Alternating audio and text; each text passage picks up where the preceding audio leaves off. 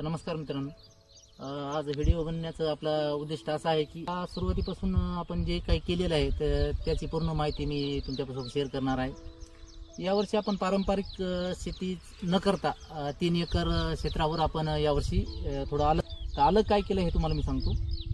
4.5 फुटाचे आपण बेड घेतलेत। आमच्या गावामध्ये सरास 2 तास लावत होता, तर आपण 3 तास लावलेले आहेत। तर 3 तास पाहून घ्या मित्रांनो, 1 2 आणि ते 3 दांडाच्या या कडाला आणि दांडाच्या त्या कडाला आणि एक मधत 54 इंचाचं अंतर घेतलेलं आहे आपण याच्यामध्ये।